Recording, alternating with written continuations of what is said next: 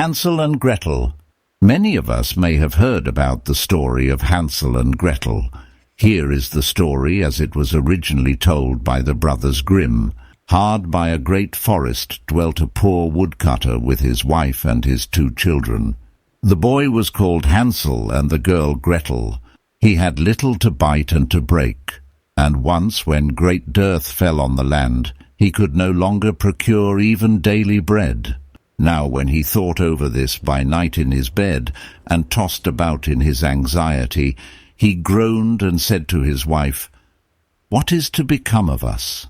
How are we to feed our poor children, when we no longer have anything even for ourselves?" "I'll tell you what, husband," answered the woman. "Early tomorrow morning we will take the children out into the forest to where it is the thickest. There we will light a fire for them, and give each of them 1 more piece of bread, and then we will go to our work and leave them alone. They will not find the way home again, and we shall be rid of them." "No, wife," said the man, "I will not do that. How can I bear to leave my children alone in the forest? The wild animals would soon come and tear them to pieces." "Oh, you fool," said she. "Then we must all 4 die of hunger. You may as well plane the planks for our coffins." And she left him no peace until he consented. "But I feel very sorry for the poor children, all the same," said the man. The 2 children had also not been able to sleep for hunger, and had heard what their stepmother had said to their father.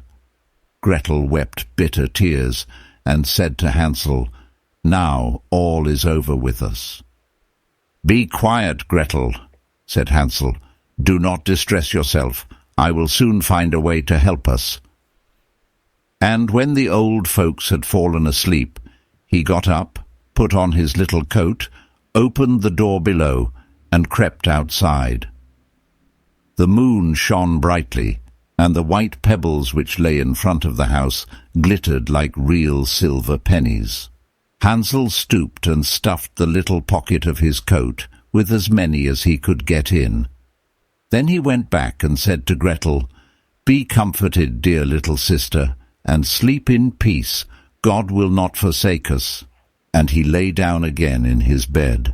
When day dawned, but before the sun had risen, the woman came and awoke the 2 children, saying, "Get up, you sluggards. We are going into the forest to fetch wood." She gave each a little piece of bread and said, "There is something for your dinner, but do not eat it up before then, for you will get nothing else." Gretel took the bread under her apron, as Hansel had the pebbles in his pocket. Then they all set out together on the way to the forest. When they had walked a short time, Hansel stood still and peeped back at the house, and did so again and again. His father said, "Hansel, what are you looking at there and staying behind for? Pay attention, and do not forget how to use your legs." "Ah, father," said Hansel, "I am looking at my little white cat, which is sitting up on the roof, and wants to say goodbye to me." The wife said, "Fool, that is not your little cat. That is the morning sun which is shining on the chimneys." Hansel, however, had not been looking back at the cat, but had been constantly throwing one of the white pebble stones out of his pocket on the road. When they had reached the middle of the forest, the father said, "Now, children, pile up some wood, and I will light a fire that you may not be cold." Hansel and Gretel gathered brushwood together, as high as a little hill. The brushwood was lighted, and when the flames were burning very high, the woman said, "Now, children, lay yourselves down by the fire and rest. We will go into the forest and cut some wood. When we have done, we will come back and fetch you away." Hansel and Gretel sat by the fire, and when noon came, each ate a little piece of bread, and as they heard the strokes of the wood-axe, they believed that their father was near. It was not the axe, however, but a branch which he had fastened to a withered tree, which the wind was blowing backwards and forwards. And as they had been sitting such a long time, their eyes closed with fatigue, and they fell fast asleep. When at last they awoke, it was already dark night. Gretel began to cry and said, "How are we to get out of the forest now?" But Hansel comforted her and said, "Just wait a little until the moon has risen, and then we will soon find the way." And when the full moon had risen, Hansel took his little sister by the hand, and followed the pebbles which shone like newly coined silver pieces, and showed them the way. They walked the whole night long, and by break of day came once more to their father's house. They knocked at the door, and when the woman opened it and saw that it was Hansel and Gretel, she said, "You naughty children, why have you slept so long in the forest? We thought you were never coming back at all."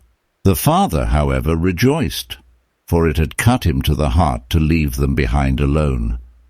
Not long afterwards, there was once more great dearth throughout the land, and the children heard their mother saying at night to their father, "Everything is eaten again. We have 1/2 loaf left, and that is the end.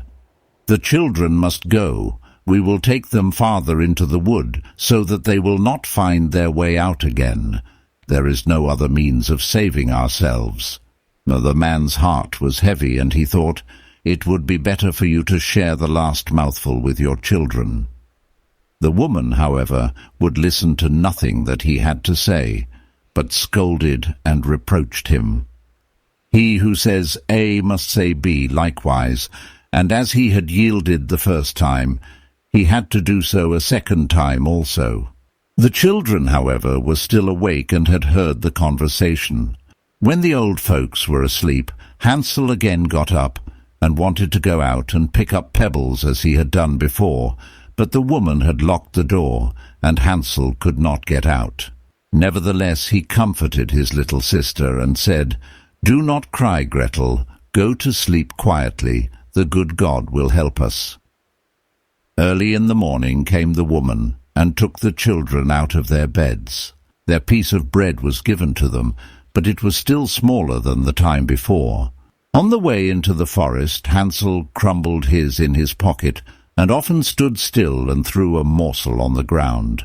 "Hansel, why do you stop and look round?" said the father. "Go on."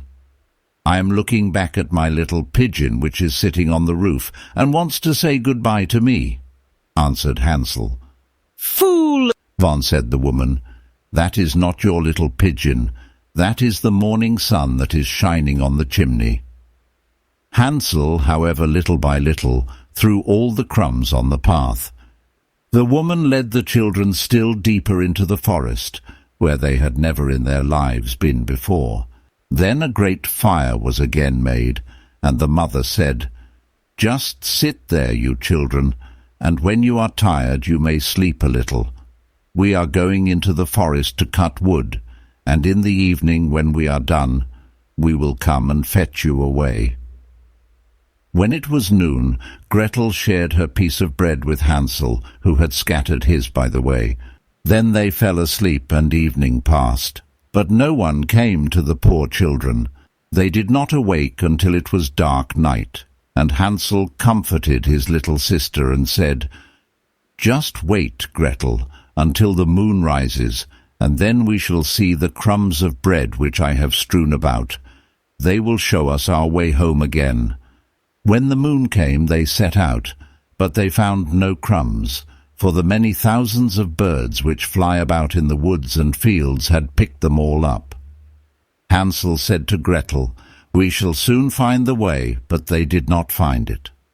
They walked the whole night and all the next day too, from morning till evening, but they did not get out of the forest, and were very hungry, for they had nothing to eat but 2 or 3 berries, which grew on the ground, and as they were so weary that their legs would carry them no longer, they lay down beneath a tree and fell asleep.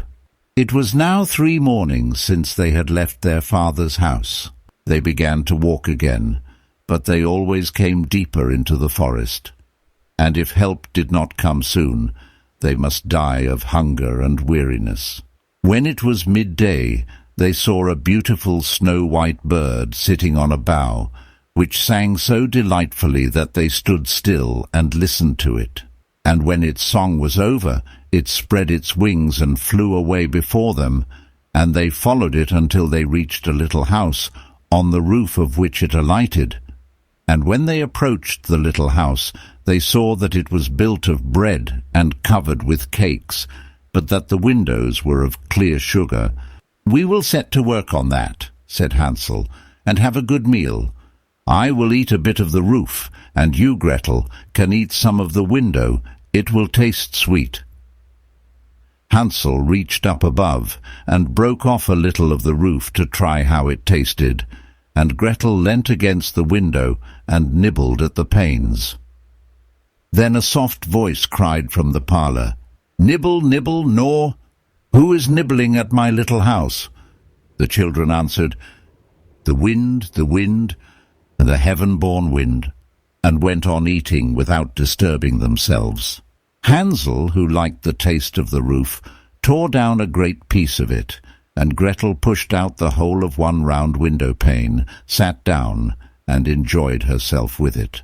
Suddenly the door opened, and a woman as old as the hills, who supported herself on crutches, came creeping out. Hansel and Gretel were so terribly frightened that they let fall what they had in their hands. The old woman, however, nodded her head and said, "Oh, you dear children, who has brought you here? Do come in and stay with me. No harm shall happen to you." She took them both by the hand and led them into her little house. Then good food was set before them, milk and pancakes with sugar, apples and nuts. Afterwards 2 pretty little beds were covered with clean white linen, and Hansel and Gretel lay down in them, and thought they were in heaven. The old woman had only pretended to be so kind.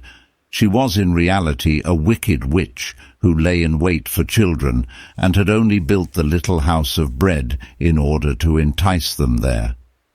When a child fell into her power, she killed it, cooked and ate it, and that was a feast day with her. Witches have red eyes and cannot see far, but they have a keen scent like the beasts, and are aware when human beings draw near. When Hansel and Gretel came into her neighborhood, she laughed with malice and said mockingly, "I have them, they shall not escape me again." Early in the morning, before the children were awake, she was already up, and when she saw both of them sleeping and looking so pretty, with their plump and rosy cheeks, she muttered to herself, "That will be a dainty mouthful." Then she seized Hansel with her shriveled hand, carried him into a little stable, and locked him in behind a grated door. Scream as he might, it would not help him. Then she went to Gretel, shook her till she awoke, and cried, "Get up, lazy thing, fetch some water and cook something good for your brother. He is in the stable outside, and is to be made fat. When he is fat, I will eat him." Gretel began to weep bitterly, but it was all in vain, for she was forced to do what the wicked witch commanded. And now the best food was cooked for poor Hansel, but Gretel got nothing but crab shells. Every morning the woman crept to the little stable and cried, "Hansel, stretch out your finger that I may feel if you will soon be fat." Hansel, however, stretched out a little bone to her, and the old woman, who had dim eyes, could not see it, and thought it was Hansel's finger, and was astonished that there was no way of fattening him. When 4 weeks had gone by, and Hansel still remained thin, she was seized with impatience, and would not wait any longer. "Now then, Gretel," she cried to the girl, "stir yourself and bring some water. Let Hansel be fat or lean, tomorrow I will kill him and cook him." Ah, how the poor little sister did lament when she had to fetch the water, and how her tears did flow down her cheeks. "Dear God, do help us," she cried. "If the wild beasts in the forest had but devoured us, We should at any rate have died together." "Just keep your noise to yourself," said the old woman. "It won't help you at all." Early in the morning, Gretel had to go out and hang up the cauldron with the water and light the fire. "We will bake first," said the old woman. "I have already heated the oven and kneaded the dough." She pushed poor Gretel out to the oven, from which flames of fire were already darting. "Creep in," said the witch, "and see if it is properly heated, so that we can put the bread in." And once Gretel was inside, she intended to shut the oven and let her bake in it, and then she would eat her too. But Gretel saw what she had in mind and said, "I do not know how I am to do it. How do I get in?"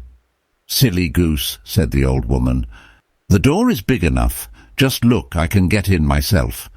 And she crept up and thrust her head into the oven. Then Gretel gave her a push that drove her far into it, and shut the iron door and fastened the bolt. "Oh!" Then she began to howl quite horribly, but Gretel ran away, and the godless witch was miserably burnt to death. Gretel, however, ran like lightning to Hansel, opened his little stable, and cried, "Hansel, we are saved." "The old witch is dead!" Well, then Hansel sprang like a bird from its cage when the door is opened. How they did rejoice and embrace each other, and dance about and kiss each other. And as they had no longer any need to fear her, they went into the witch's house, and in every corner there stood chests full of pearls and jewels. "These are far better than pebbles," said Hansel, and thrust into his pockets whatever could be got in. And Gretel said, "I too will take something home with me," and filled her pinafore full. "But now we must be off," said Hansel, "that we may get out of the witch's forest." When they had walked for 2 hours, they came to a great stretch of water. "We cannot cross," said Hansel. "I see no footplank and no bridge." "And there is also no ferry," answered Gretel, "but a white duck is swimming there. If I ask her, she will help us over." Then she cried, little duck, dost thou see? Hansel and Gretel are waiting for thee. There's never a plank or bridge in sight. Take us across on thy back so white." The duck came to them, and Hansel seated himself on its back, and told his sister to sit by him. "No," replied Gretel, "that will be too heavy for the little duck. She shall take us across one after the other." The good little duck did so, and when they were once safely across and had walked for a short time, the forest seemed to be more and more familiar to them, and at length they saw from afar their father's house. Then they began to run, rushed into the parlour, and threw themselves round their father's neck. The man had not known one happy hour since he had left the children in the forest. The woman, however, was dead. Gretel emptied her pinafore until pearls and precious stones ran about the room, and Hansel threw one handful after another out of his pocket to add to them. Then all anxiety was at an end, and they lived together in perfect happiness. My tale is done, there runs a mouse. Whosoever catches it may make himself a big fur cap out of it.